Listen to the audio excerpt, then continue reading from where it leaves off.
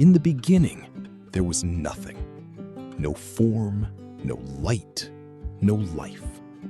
The universe was empty, silent, waiting. Then God spoke into the darkness. "Let there be light." And instantly, light burst into existence.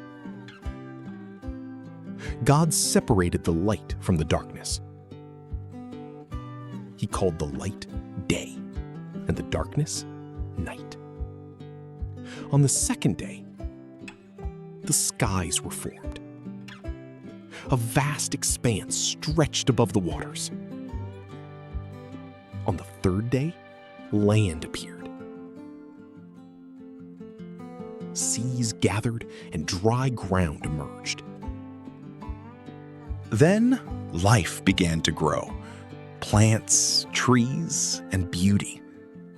On the fourth day, lights filled the sky, the sun to rule the day, the moon and stars for the night. On the fifth day, life filled the waters and skies. Fish swam, birds soared through the heavens. On the sixth day, animals walked the earth. And then, God created mankind, created in His image, with purpose and life. And everything was perfectly made.